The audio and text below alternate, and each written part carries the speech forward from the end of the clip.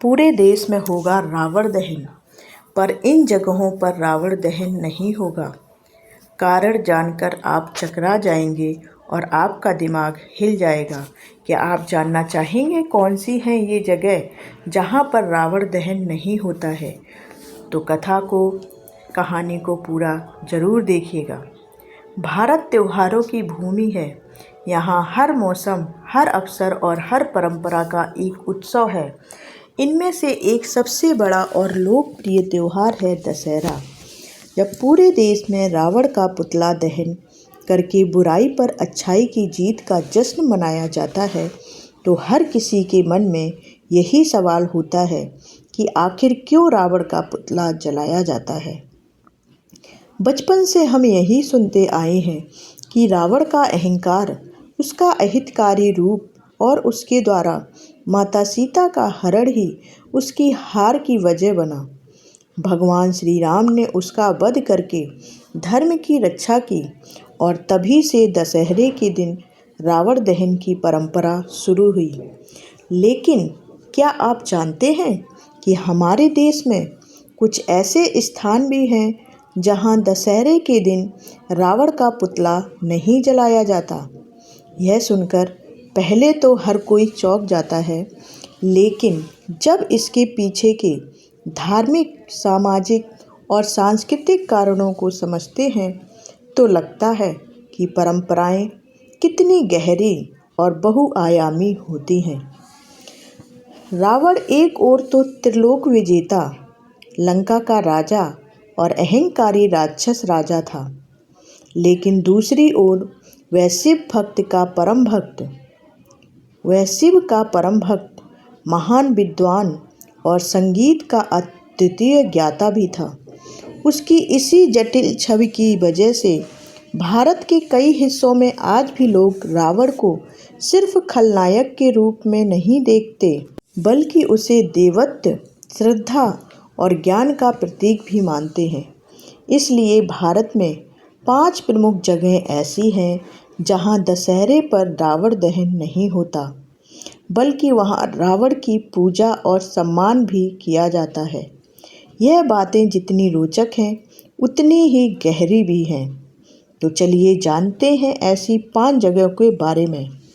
सबसे पहले बात करते हैं मध्य प्रदेश के मंदसौर की। मंदसौर को रावण की पत्नी मंदोदरी का मायका कहा जाता है। यहाँ के लोग मानते हैं कि जिस जगह किसी बेटी का मायका हो, वहाँ उसके पति का अपमान नहीं किया जा सकता।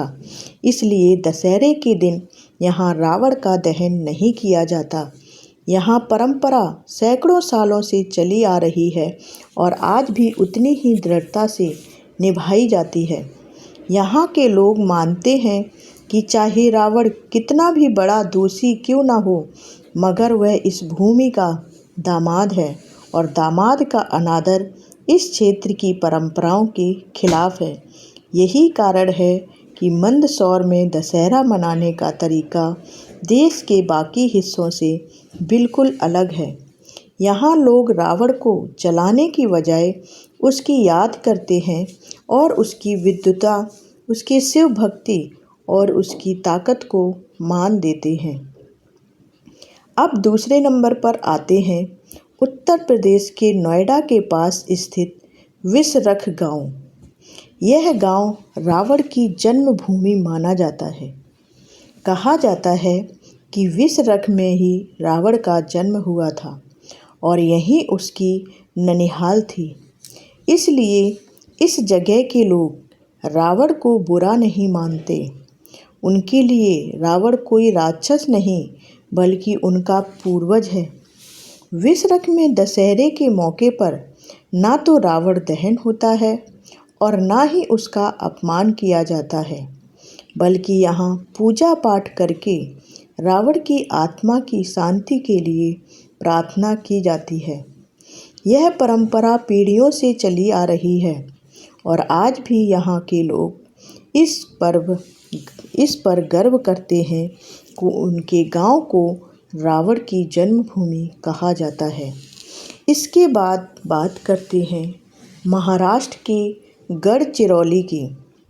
यहाँ आदिवासी समुदाय रावण को अपना कुल देवता मानते हैं। उनके लिए रावण सिर्फ एक राक्षस नहीं, बल्कि एक ऐसा महान शासक है और रक्षक है जिसने अपने भक्तों और प्रजा की रक्षा की। इसलिए यहाँ रावण की पूजा की जाती है। दशहरे के दिन गढ़चिरौली में लोग रावण के नाम की आरती और पूजा करते हैं। उनके लिए यह त्यौहार रावण को सम्मान देने का अवसर होता है। यही कारण है कि यहाँ दशहरे पर रावण दहन की कोई परंपरा नहीं होती है। अगला है हिमाचल प्रदेश के कांगड़ा जिले में स्थित वैजनाथ, भी एक ऐसा ही स्थान है। यहाँ रावण को भगवान शिव का परम भक्त माना जाता है। मान्यता है कि रावण ने वैजनाथ में भगवान शिव की कठोर तपस्या की थी और उन्हें प्रसन्न किया था। इसलिए वैजनाथ में रावण को अपमानित करने की परंपरा नहीं है। यहाँ के लोग दशहरे के दिन रावण दहन करने की बजाय भगवान शिव की पूजा करते हैं। वे मानते हैं कि जो व्यक्ति शिव भक्ति में इतना गहराई से लीन रहा हो, उसका अपमान करना उचित नहीं है। अब बात करते हैं महाकाल की नगरी उज्जैन की। उज्जैन को भगवान शिव की नगरी कहा जाता है और यहाँ रावण को शिव का भक्त मानकर सम्मान दिया जाता है। यहाँ लोग रावण को सिर्फ एक खलनायक के रूप में नहीं, बल्कि एक महान शिव भक्त के रूप में देखते हैं। यही वजह है कि दशहरे के मौके पर भी उज्जैन में रावण का दहन नहीं किया जाता। यहाँ के लोग मानते हैं कि रावण का असली परिचय उसकी शिव भक्ति है, ना कि उसकी गलतियों से भरी जीवन यात्रा। ये पांचों जगह भारत की उस सांस्कृतिक विविधता का प्रमाण है जो हमारे समाज को खास बनाती हैं। जहाँ एक ओर देश भर में रावण को बुराई का प्रतीक मानकर जलाया जाता है, वहीं दूसरी ओर कुछ जगहों पर उसे देवता, कुल देवता या दामाद मानकर सम्मान दिया जाता है। यही तो भारत की खूबसूरती है कि यहाँ हर कथा, हर परंपरा और हर आस्था का अपना महत्व है। अगर गहराई से देखें तो रावण का चरित्र सिर्फ एक खलनायक का नहीं था, वह बहुत बड़ा पंडित था। उसमें सामवेद, यजुर्वेद और अन्य ग्रंथों का गहरा अध्ययन किया था। वह एक अद्भुत संगीतज्ञ था और वीणा बजाने में निपुण था। वह भगवान शिव का इतना बड़ा भक्त था कि उसने शिव तांडव स्तोत्र की रचना की। यहाँ तक कि उसकी विद्वता का लोहा स्वयं देवता भी मानते थे। हाँ, यह सच है कि उसके भीतर अहंकार था और उसी ने उसकी हार तय की थी, लेकिन उसकी प्रतिभा और ज्ञान को कोई नकार नहीं सकता। शायद यही वजह है कि भारत के कुछ हिस्सों में लोग रावण की गलतियों को नज़रअंदाज करके उसकी अच्छाइयों को याद करते हैं। सोचने वाली बात यह भी है कि जब हम दशहरे पर रावण दहन करते हैं तो दरअसल हम उसके प्रतीकात्मक अहंकार और बुराई को जलाते हैं। लेकिन उन जगहों पर जहाँ रावण का सम्मान होता है, वहाँ लोग यह संदेश देते हैं कि हर इंसान के भीतर अच्छाई भी होती है और अगर हम चाहें तो उसे पहचान कर उसका आदर कर सकते हैं। यह दृष्टिकोण हमें सिखाता है कि किसी को पूरी तरह बुरा या पूरी तरह से अच्छा कहना आसान नहीं है। जीवन में हर किसी में दोनों पहलू मौजूद होते हैं। आज के समय में जब समाज में हर बात पर विभाजन और विरोध देखने को मिलता है, तब यह परंपराएं हमें सिखाती हैं कि विविधता में भी एकता है। कोई जगह रावण को जलाकर अच्छाई की जीत का संदेश देती है, तो कोई जगह रावण को पूछकर उसकी विद्वता और भक्ति का आदर करती है। दोनों ही दृष्टिकोण सही हैं, बस नज़रिया अलग है। यही भारत की सबसे बड़ी शक्ति है कि यहाँ अलग अलग मान्यताओं के बावजूद सब एक साथ रहते हैं और एक दूसरे की परंपराओं का सम्मान करते हैं। अंत में यही कहा जा सकता है कि दशहरा सिर्फ रावण दहन का त्यौहार नहीं, बल्कि यह अच्छाई और बुराई के बीच संतुलन को समझने का मौका भी है। यह हमें सिखाता है कि चाहे कितना भी बड़ा अहंकारी और शक्तिशाली व्यक्ति क्यों ना हो, अंत में धर्म की ही विजय होती है। साथ ही यह भी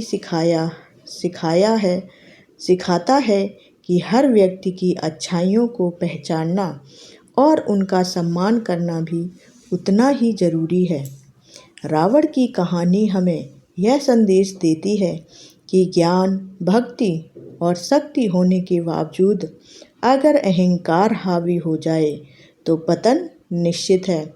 लेकिन जब हम मंदसौर, विसरक, गढ़चिरौली, बैजनाथ और उज्जैन जैसी जगहों की परंपराओं को देखते हैं तो समझ आता है कि इतिहास को सिर्फ एक ही नज़रिए से नहीं देखा जा सकता।